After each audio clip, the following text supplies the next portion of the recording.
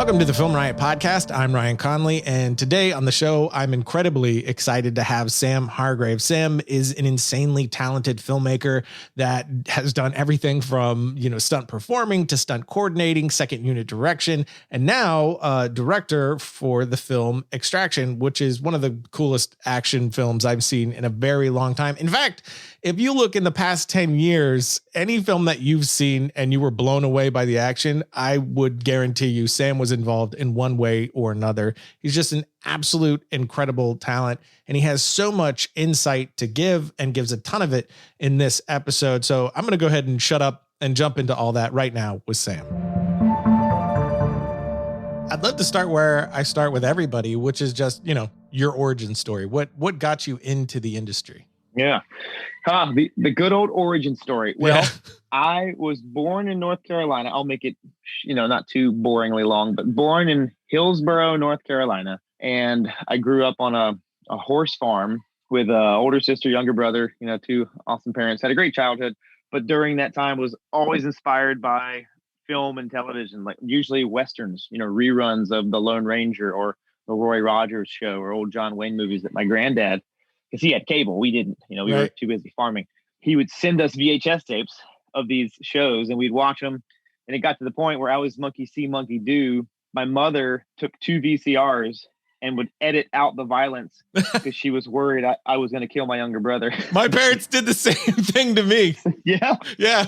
Or like Hilarious. TV edits. I mean, like the first rated R movie I ever saw was like Terminator 2 when they aired it on television. Yep. And I thought I was like, I'm like a teenager now. This is amazing. Exactly. Yeah. So it was, because he had cable and we didn't have, because they would, the TV edit would be the edit by the TV station, but he would send us the unedited version because it was cable. But then my mom would be forced to then do the edit on, 2 VCRs. And I thought that was hilarious. And because, you'd watch something and then go back many years later and watch it and go, wait, this is very different than the version of this I remember. So anyways, that was influenced by film and television as a kid. Loved Westerns, grew up riding horses and jumping out of barns. And I read a lot of Louis L'Amour books. And to me, it was the ultimate in escapism because every book, not only were they well written and very, heartfelt stories about the American West, but there was always one great fist fight and one great gunfight. And that was actually the foundation upon which my action sensibilities began. And we would use that almost like a script. My brother and I would, perform these fights that I'd read about in these books, and my sister would film them, and we'd have our own little short films. I was probably 11 or 12 years old at the time, having no idea that, we were just imitating. So then I got into martial arts when I was about 14, started doing Taekwondo, and then that opened up my eyes to the world of Hong Kong cinema and the likes of Jackie Chan and Bruce Lee and Sammo Hung, Jet Li, Donnie Yen, that world of amazingly talented filmmakers. Yeah. And I then was more inspired to do what I saw as I was when I was a young kid. And my friends and I ended up doing a lot of crazy fights and falls and spins. And we just wanted to be like those stuntmen that Jackie Chan would have in his movies. And my mom was observing this and she's like, you should probably try to not say make a career out of it, but do something with this passion. And so I went to film school in North Carolina. And then there, all my projects were action oriented. And then my good friend, and ironically, my second unit director of Extraction, who I've known since I was 14 and he was 15 years old back in North Carolina. We've remained friends that long. It's crazy. Thayer Harris is his name. He was the one who told me when I was graduating and kind of confused, because in my mind, I knew I wanted to make movies, but I only knew the way that I'd been doing it, which was I would write, direct, produce, edit, star in, do the stunts. I did it all because I wanted to be like Jackie Chan. But he was like, you're pretty good at falling on your head. There are those who just specify in that. And they're called stuntmen. You should go give it a try. And I was like, hey, you know what? That's a great idea. And so I packed up my Honda Civic, drove across the country, and just started knocking on doors, teaching martial arts to survive while, asking around, say, hey, how do you get into stunts? And that was the start.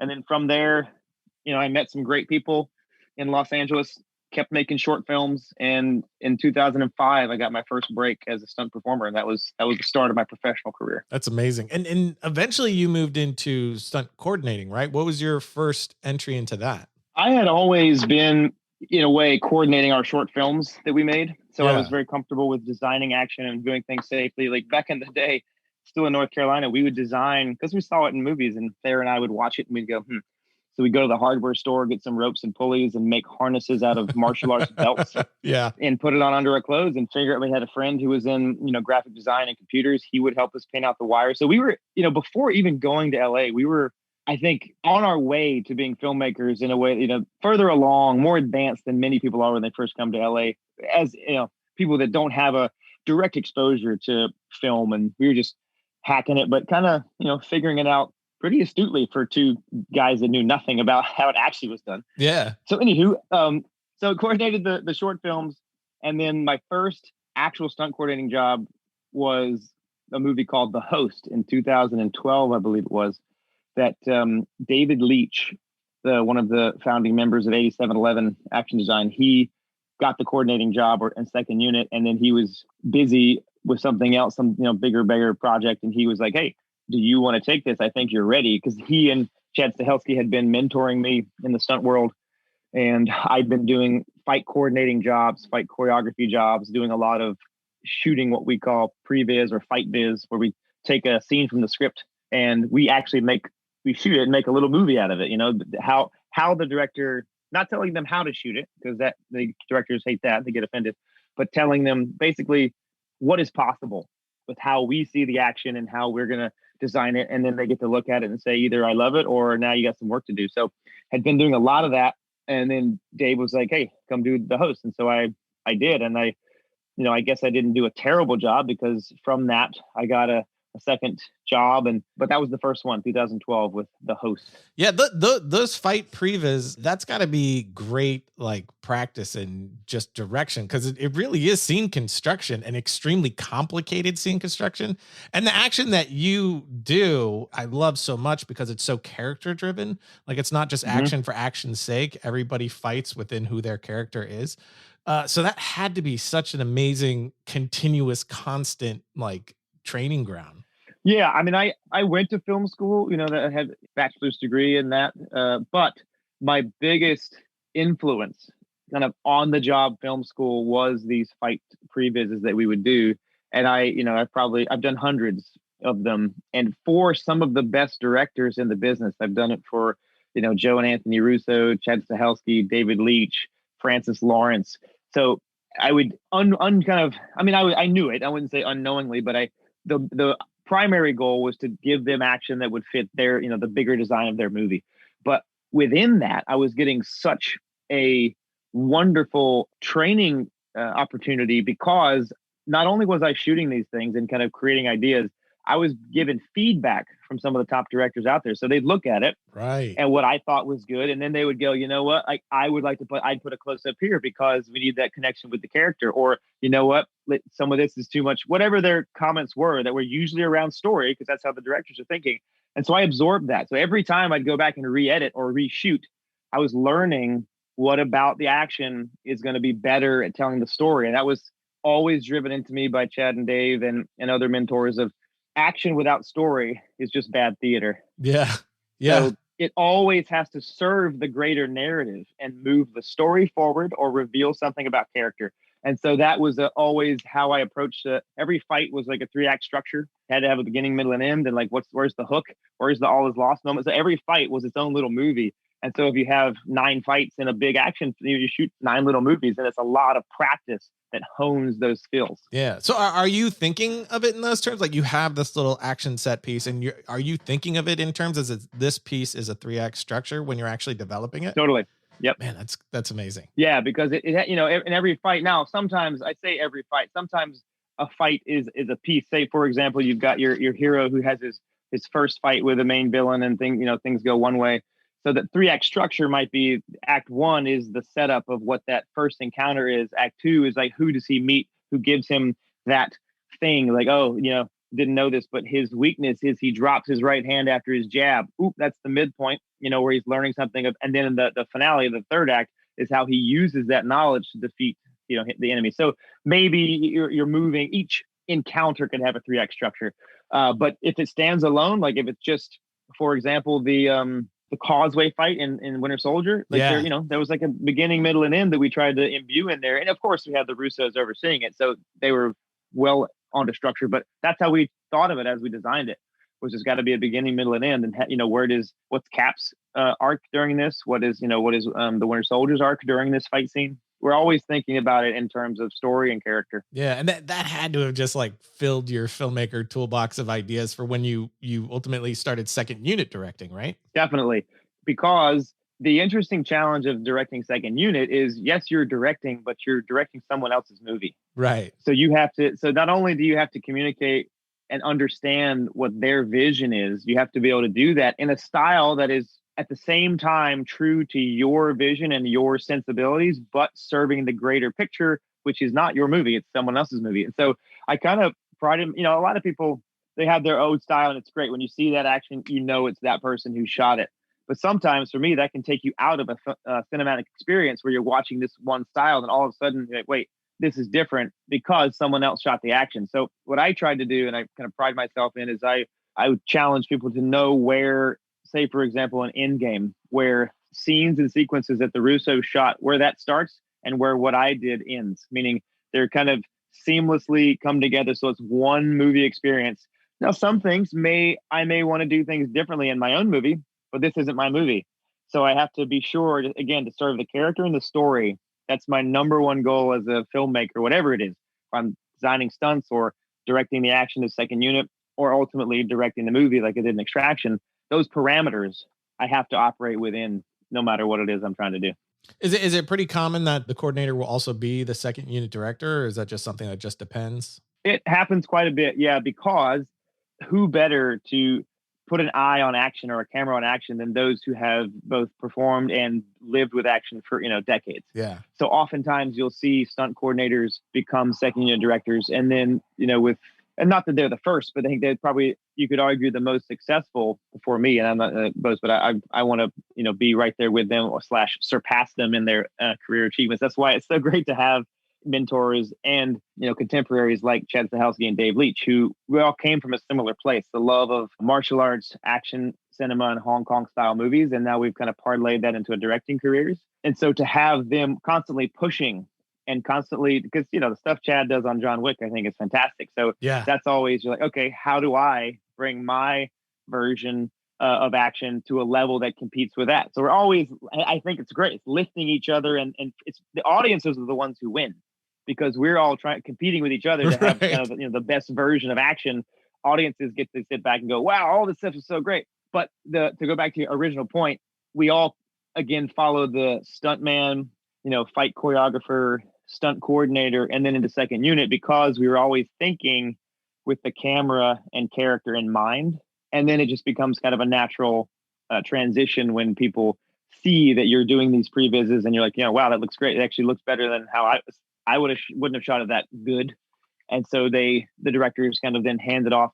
And I also, like, when I shot Extraction and I came from the second unit world, I had a second unit director, because it's not only the stylistic choices that a second unit director can bring, it's also the time. It's just the benefit of second unit is you as the main unit director can focus on the story and the talent, who only, their schedule is only, they only have so long on the picture.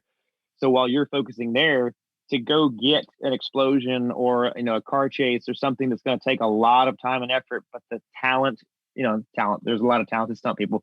I refer to talent meaning the actors. When the actors aren't there, the ones who are taking up a huge chunk of the budget and his time is limited, that's where the main director needs to be. So in order to make the most efficient machine possible, second unit often runs simultaneously, and you're just in constant communication with the second unit director and making sure that they're making your vision come across. And that was what Thayer Harris did brilliantly on Extraction. At least half of that finale, that bridge sequence, wasn't directed by me. I saw the footage, but Thayer was doing that while I was focusing on all the stuff that had Hemsworth, because his time was limited. We split the bridge in half by putting up, figuratively speaking, putting up a couple trucks into walls of flame, and we would shoot on one side and Thayer would shoot on the other side. All day gunfire would go off, and then we'd hear cut, and all right, we'll roll, and back and forth all day. And that was, how we made that sequence work in the time we had. So he deserves as much credit for that action sequence as anybody. That's incredible. But even you as second unit director on, I believe it was Endgame, right? Like you had some responsibilities directing actual drama, not just action. I did.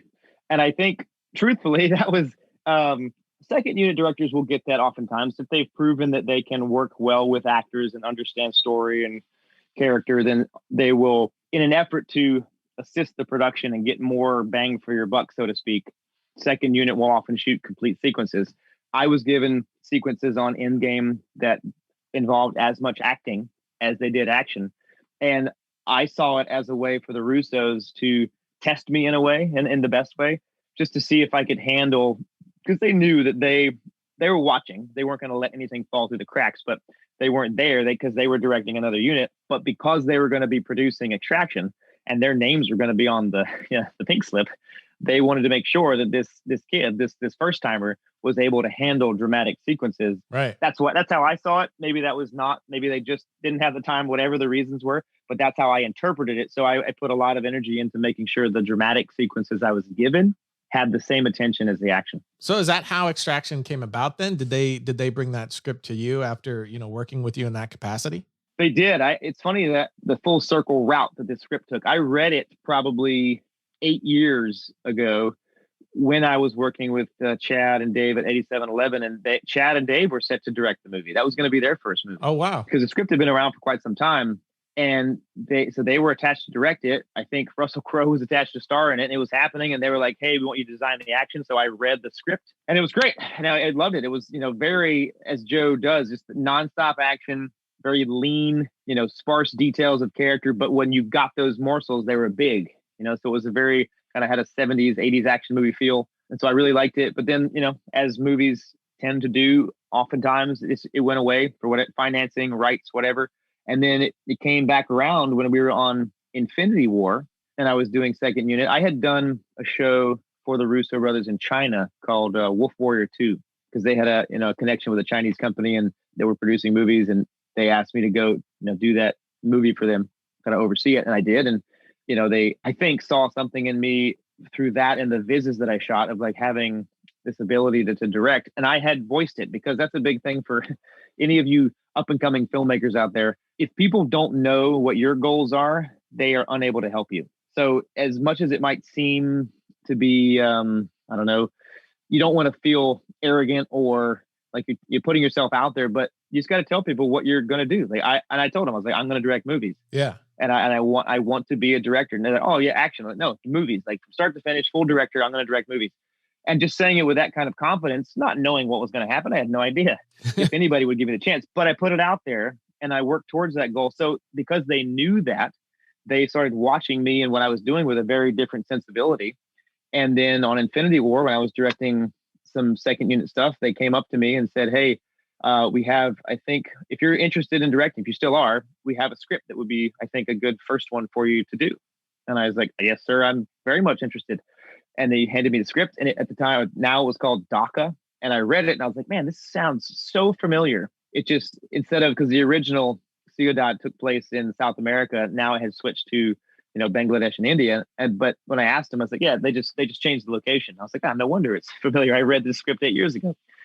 So I had some, I had some thoughts, and I gave my notes to Joe, and he agreed with them, and he made the changes. And then we actually originally went after Rami Malek for the role of Tyler Rake, which is, trying to imagine that movie now is interesting. But we just wanted to do something different and not have it, in quotations, the stereotypical action hero. Yeah. And we wanted to go with something a little different. But he, and rightfully so, was on his Oscar campaign, which worked out for him.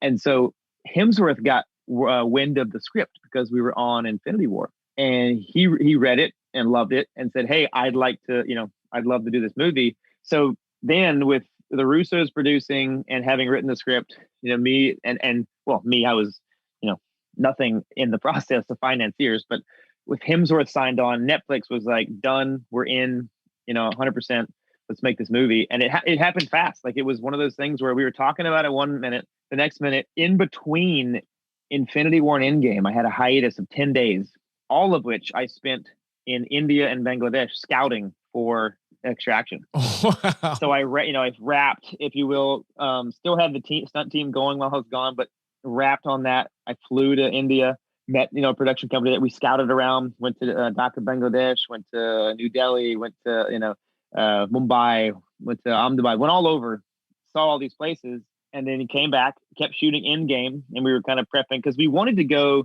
first of the year. And then it just schedule wise with Chris's schedule didn't work out until the end of 2018. But we were full on. We were in it, and it was from the moment I read the script, it just the snowball started rolling, and there was no stopping it. Even though at times I mean, understandably scared to death. Yeah, because I'm like, oh man, I got Chris Hemsworth, the Russo brothers, Netflix. Like, whew, this is don't screw it up, Hargrave. Yeah.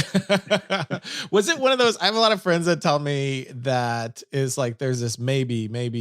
And then all of a sudden it's like, oh, wait, we're making this movie? Was it like that situation? It seems like that happens more often than not. Yeah, I think that's almost every movie. Like we're in that stage right now with a number of projects. It's because, people, yes, but every yes is still a maybe because without all of the yeses lining up and interlocking, only one has to drop out. Like if the actor decides he wants to go on vacation, you're not doing it then. But then because that puzzle piece moved, now the director, or the production designer, he's not available because he's got something else, and then the financing falls through. So yeah, it's always maybe until basically you're on location. Like it's really not for sure until you're shooting the movie. Right. There were times on Extraction, we were in India, had been there for 3 months, and we still were like, a couple weeks away from shooting, and we thought they were gonna pull the plug. Wow. Just because for different reasons, different schedules and financing and all these things. So I was never counting on it being a reality until basically until it was in the can, until it had been shot and all the footage was there. I'm like, okay, we did it. But up until that point, it could have fallen apart any moment. So in a way, it's nerve wracking, but it does keep you right there on the razor's edge of, focus. So you have to, every moment, it could be your last, metaphorically speaking, but on that movie. So you just gotta be present and make every shot count. Man, that's awesome. Well, I'm glad it did happen. But going back to your prep, what was that like for you to prepping for the film? Do you storyboard? Do you shot list? Like how do you prep going in as a director for Extraction? It's so funny because while doing second unit, I was a big fan because we always had the previs, so we would shoot action stuff. So then I was like, that's how I'll do my action pieces. And then every day I would shot list, and I'd bring it in with 5 copies, one for me, the DP, one for the production designer, one for the AD, just so that the main heads of department who keep the train rolling knew what the goal was, and then we could deviate from that. But we had a blueprint, and so I was like, definitely want to do that. But then for the dramatic sequences, I saw how well prepped Dave had been when I worked with him on Atomic Blonde. Like they were right, every shot, everything was all planned out. And it's like, I want to be that prepared and that planned out.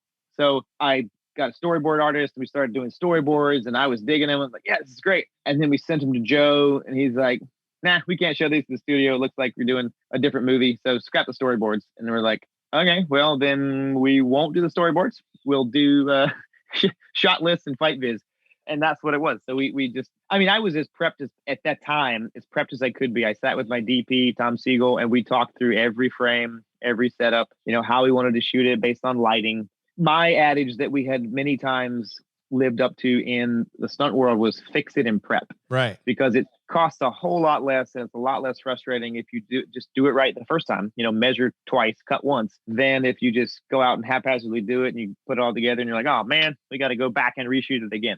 So I tried to do that as best I could. Obviously, certain things fall through the cracks, but an example of the amount of preparation was for the oneer for that 11-minute sequence that appears all as one shot. Early days, we knew that was coming. That was something I wanted to do. So we probably spent 3 or 4 months on paper, like breaking down the script pages into the sequence, how I saw it being shot. And then we took that and broke it down into the number of stitches. I went out with the location manager and the production designer, and we found the locations, and I would walk them. And this is all just before we started the real prep. So I'm mentally preparing. I took the stunt team out there, and we would look at stuff, we try things. And once we had done all that, like kind of soft prep, but many, many hours of, and weeks, we went on 8 different tech scouts, which I don't know, in the film world, that's unheard of. Usually you get 1, maybe 2, but the tech scout is every department goes out and you walk through the day's work. 8? We did that 8 times so that there was no miscommunication. Yeah. Because some of these things we're traveling, almost a mile in distance with these Oh, cars wow. and things, and we have, at certain days there were 300 security personnel because it's not just locking up streets, which you had to do. There was alleyways, homes, because there's dogs, cows, children, like all, because we're shooting in places where yes we can lock it down, but not how in India, they're so excited to be there, so excited to be part of the film world. They're not trying to get in the way. They just want to be close and part of it. And then just physically trying to stop that many people from walking onto a film set and a live road where cars are flying by at 50 miles an hour. Safety is my number one concern with action. And so we just over and over again, 8 times, we're like, okay, this is where, we're going to start. This is where we need all these things are in play. We're going to look here. So all the people have to be back here. The camera is going to look this way. And just so where is sound going to be? If we're shooting 360, how are you going to record the thing? You got to be here. Just anything we could think of that could cause us hiccups in the shooting process. We worked out on those tech scouts, and then we were able in 10 days to follow the plan. We really, didn't deviate from the plan, and it went about as smoothly as you could hope because of all that preparation. How much was scripted action wise? Because it varies with scripts that you read. Sometimes the action's detailed, sometimes it's like action happens. How detailed was your action on the page with this film? Joe writes very detailed action because his goal is to give the audience or the reader an experience. And he describes it in very vivid detail. He's great at writing action. So there was a lot of action on the page, ended up as very different action in the movie because, he might write a certain thing that just, it reads great, but then for what we're trying to do and for who these characters are at this moment, it didn't match. So we took the energy of that, and then I rewrote, once I had mapped out the oneer in my mind so that he could okay it, we could be on the same page. I kind of rewrote that section, lifted out those 10 pages, kind of rewrote it with the travel and just all this, not rewriting his dialogue, like all the character beats are there, but how they get there and how they're connected, I then wrote in a way that matched my vision. He signed off on it, and we went from there. There were certain places where, he would describe the fight when Rick first confronts the kidnappers in the shanty house. Yeah. Like, it was written very exciting, very different than what ended up there. So that's one where we rely on the fight viz. So the team, like Michael Lair and Daniel Stevens, the fight coordinator and stunt coordinator, relatively, they were the ones who then would shoot those things because I was so busy prepping other things. They would shoot it based on what I, told them I wanted. They'd bring it back. I'd look at it. And then I played the Francis Lawrence or Chad Stahelski. I was like, hey, this is how I want to change it. I need a close up here. I want to make sure that, right now it feels like he's too strong. He's been through this, whatever the character's going through. I just made sure we got those pieces in there. They would change it, and then we'd sign off on it. We'd send it to Joe. He'd look at it and go, it looks great. And then we'd shoot it. So oftentimes it depended on what we wanted to achieve of how we would prep it. So anything that was in a smaller space, we would fight biz. Things that, if the car traveled a mile, we still rehearsed and shot all of those tests, but because we couldn't do it on location, we rented a vacant lot, and we'd approximate the distance. We'd, mark it out with cones. We'd say the width of the street is, 10 feet. We'd block it out down to the T, and we would try our best to replicate that. But some things you just couldn't replicate in the fight biz. So that would be in script form. So it really depends. I don't know if that answers your question, but yeah, for sure. And that oneer was one of the most mind-blowing I've ever seen. It is just incredible what you guys accomplished with that. And then you're talking about how you're actually on location in another country, and it was kind of hard to lock that. So completing that insane, complicated oneer at that did the, being on that sort of location, did that complicate it a lot, or did you find easy workarounds? I guess kind of what I'm curious about with that, because I assume based on what you're saying that it was a little more unpredictable than what would be the norm. So did you have to switch on the fly within a oneer? Was that even possible, or did it have to lockstep to the plan? No, that's one of those things where, certain things, like if you're in a fight scene and somebody stumbles, you can kind of roll with that improvisation.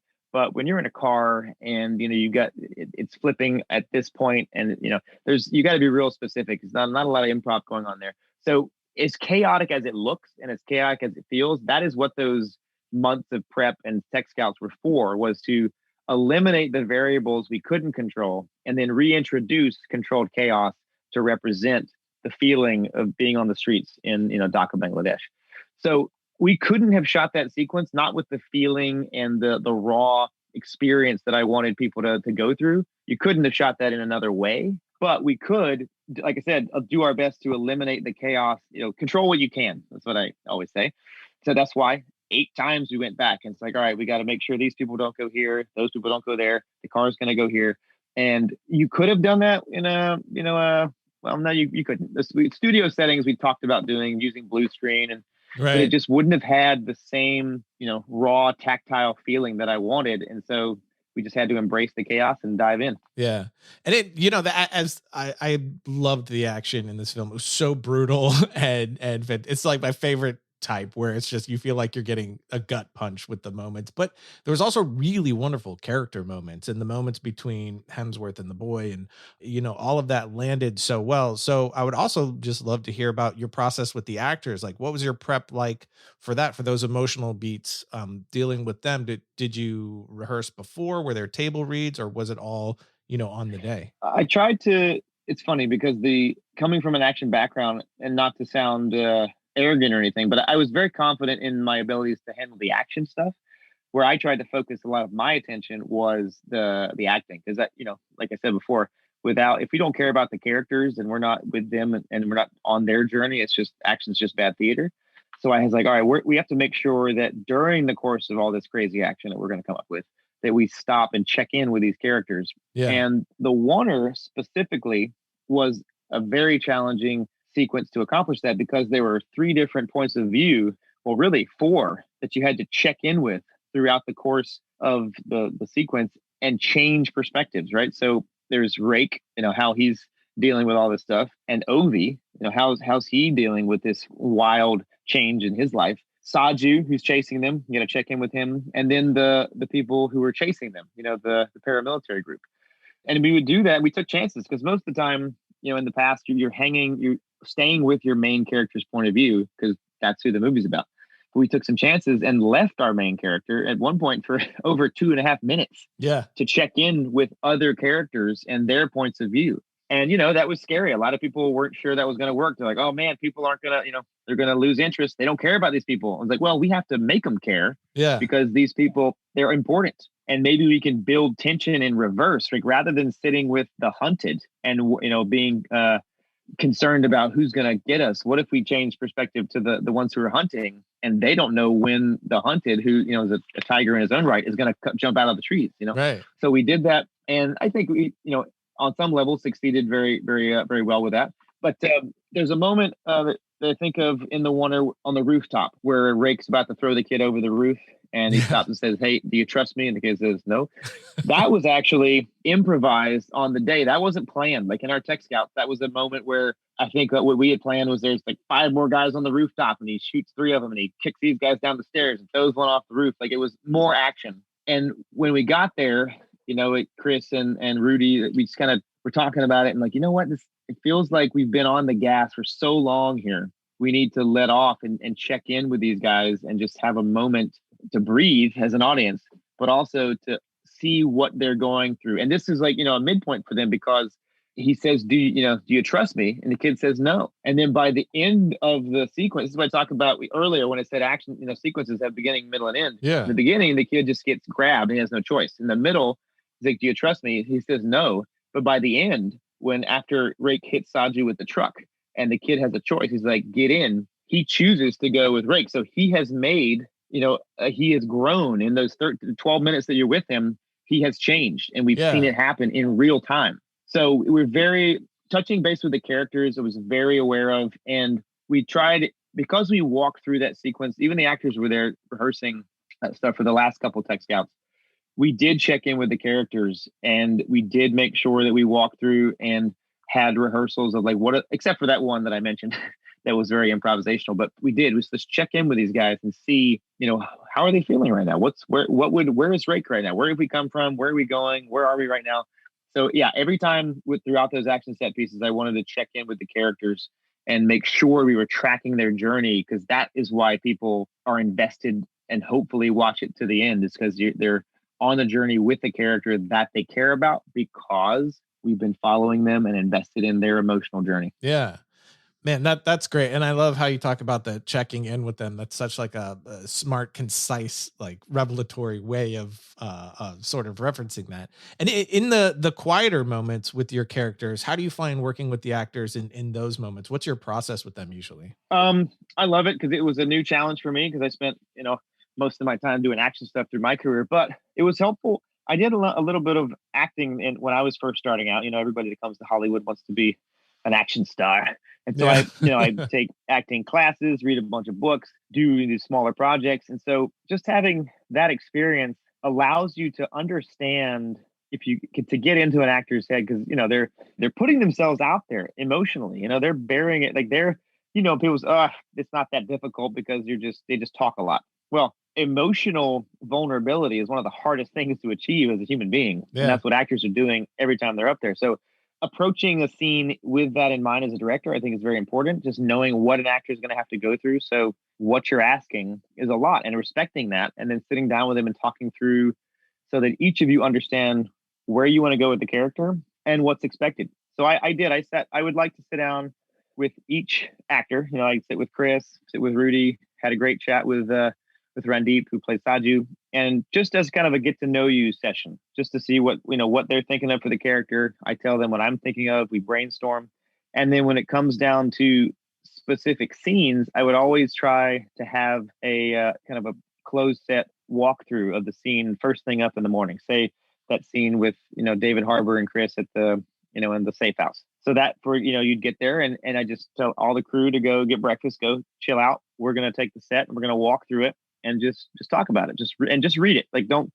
It's great to be off book, but just read through it. Don't put any emotions in the thing. We don't need all that. Just what are the words, and then what feels natural to you, and let's find it. And so we just read through it. You start just sitting down around the table, and then you're like, oh, okay, I don't know this line, whatever. We adjust the script a little bit so it feels smooth, and then all right, let's put it on its feet, literally. So we stand up, and all right, so it feels natural that this I would be here, and then at this point, Chris is like, I feel like I'm done with the conversation, so I'd get up and leave. Like, great, go with it. I really try to encourage the actor to go with their instincts, and not micromanage their decisions, because they put in a lot of time and sweat equity in developing their craft.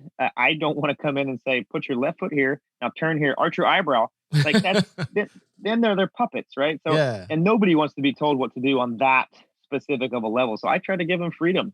And then it's my job to curate the feeling and the look and the sensibilities that I want. Because a lot of times actors are coming into, like David Harbour, they're coming in and they're there for 3 or 4 days. They're coming into a much bigger overarching project where it's my job to know the story and where it's going. So I have to, they may have some great ideas and I may love them, but it might not be exactly we need at this point, because we've been developing this through line or this thread that they may not be aware of. So try to make them aware of where we're going for. And then it's just you got to work with every actor differently. They're all different, very different individuals. And so just find what works for them. How do you pose a question to them? Do you challenge them? Do you sit back and let them do their thing? It's really, every actor is different. And I that's part of the fun to me, is the process of discovering, how do I achieve what I need from this person without telling them how to do it. And is that pretty much just trial and error with each new actor you're working with? Like, just discovering that process, like how to work with you versus you. It's just a matter of just trial and error, or is there? For me, it has been, but you don't have time to take it. You got to do it fast. Mm-hmm. So then you really become a student of behavior as a director. Like, so I'm in just daily life, or I'm just like, psychology was always a fascinating subject. I was one statistics class away from a major in psychology in college. So I love how people work, how people think, why they do what they do. And so I'm constantly watching people, and how do people behave in certain situations? What are, physical, what's the body language? What is just, you're a student of behavior.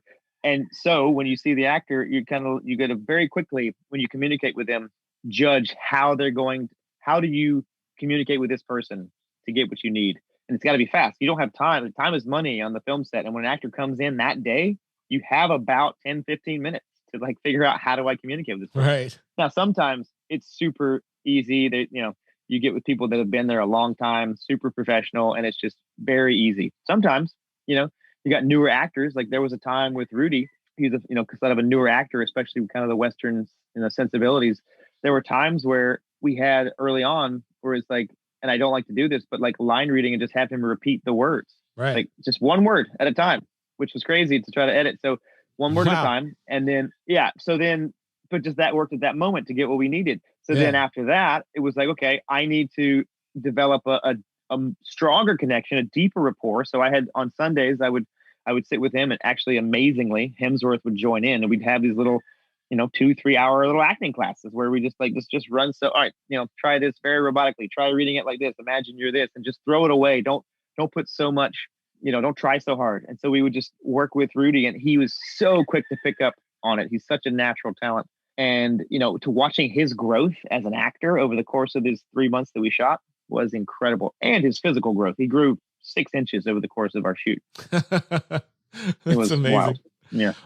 And the film, I said it before, it is like brutal, which is great, which has me wondering, was it always the intention for this to be like a rated R action film? Was there ever a thought process towards PG-13, or is it always like, we're hitting the gas hard with this thing? It was written that way, and that was part of the reason I liked it. And truthfully, I'd spent so long in the Marvel universe where it was PG, right. PG-13 or PG, that I was like, you know what? Let's mess some people up. Let's do it right. If we're gonna go for it, let's get in there. Let's roll up our sleeves and get dirty. And thusly came like the rake incident. We call it like the rake in the face, which actually a little fun tidbit out there. I think it might have been Collider, but there was some online forum or Screen Rant or one of those, but I think it was Collider, but where there was just people were talking about how excited they were and the fact that his name was Tyler Rake. And then somebody said, they're like, if Chris Hemsworth kills somebody with a rake, I will lose. It'd be the greatest moment ever. And so that was early, and I was like, interesting. And so we started thinking about it, and we're like, all right, let's not force it, because it's very ironic, his name, but it's a great idea. Yeah. Let's try to work that in there. And so, we tried to work it in as naturally as possible. And it turned out to be one of the more memorable kind of, all cringe inducing moments in the movie, but it didn't feel like, audiences will be the judge of that. It didn't feel gratuitous because we had established the world from the get-go, seeing Hemsworth all bloody, and it's like, okay, that's the kind of movie we're going to be watching. So if you establish the rules of the world, I then feel like you're able to get away with stuff like that, and people appreciate it because you've clued them in onto what to expect. Yeah, it definitely felt right for the film. That whole sequence is excellent. Just little touches you guys put on it, like, that one body drop could have been just to the floor, but then there's those bricks there that it goes on. Just those small touches just brought it to life in such an exciting way. But what was your post process like? I think I heard you somewhere else talking about, from a VFX standpoint, that you did a lot of the blood in post. Is that right? We did. Yeah. Was that a time movement thing? Like, you don't have to worry about resetting squibs and things like that. Was that the reasoning for that? Yeah. In my experience, there's certain squibs haven't changed a lot in 20, 30 years. Yeah. So they're really, when you watch old movies and you see like, they get shot and then the big blood bag explodes on the front of their chest. That was cool in the 80s. Now it's kind of like, that's not, for better or worse, probably not better. You've seen on the internet, like actual, violence, which is horrible. Right. But then it lends kind of a standard of recognition and credibility to action where you're like, that's not how people go. That's fake. So my number one goal is to immerse people in the experience. So I don't want something, hopefully, that's going to take them out of it. And if all of a sudden, like, blood exploding off the chest, you're like, whoa, that's crazy.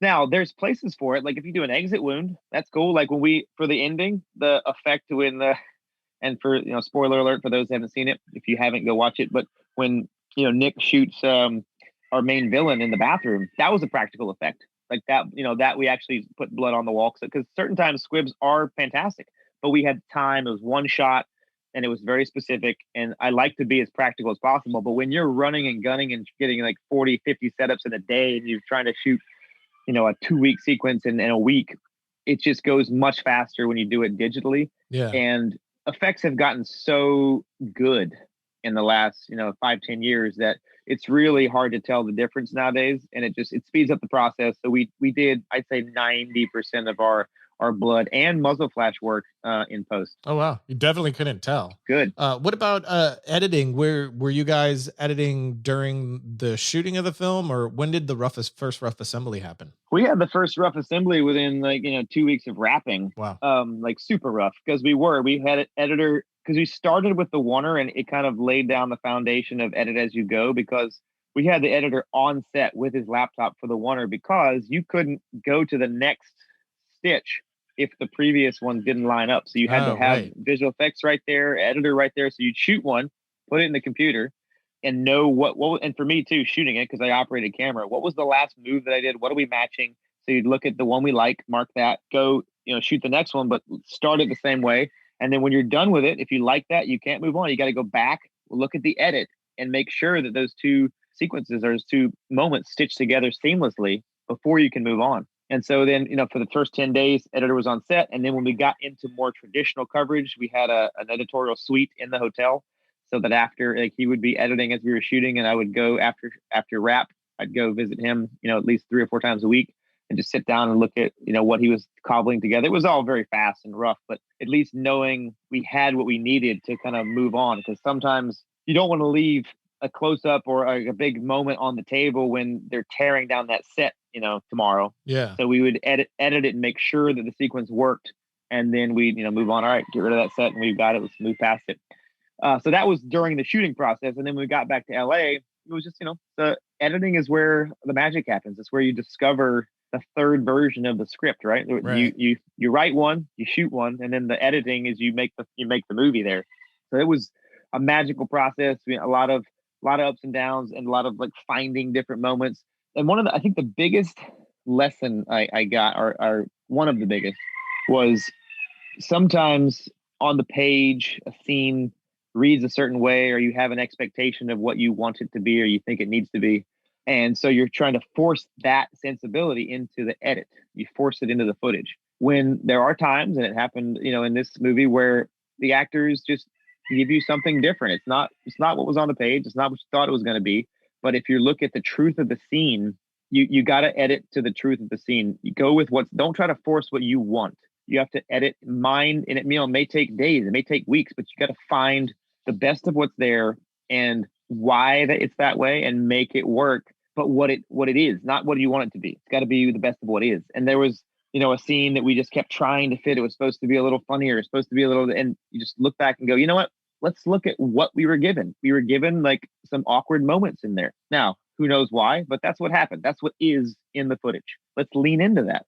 Let's make this a little more. And so once we did, 180 degrees, just that changed the sequence, changed the relationship with the characters in a good way. And it those little gems and unlocking those, doors is part of the magic of movies for me. And I love the post process for that reason. That's amazing, man. That is an incredible bit of advice. And I think the perfect place to end on. I know we're getting to the end of your time here. So thank you so much for taking the time and imparting your wisdom. My pleasure, today. man. I really appreciate it. And I love talking about this stuff, and I love that, that people care to listen, because I always grew up loving behind the scenes interviews, and DVDs are becoming so rare these days that the DVD commentaries are going away. So being able to do stuff like this and talk about the movies that you've made and share your experiences, that can help other filmmakers, push the bar and raise the level of filmmaking is a really exciting thing. And I'm happy to have the opportunity.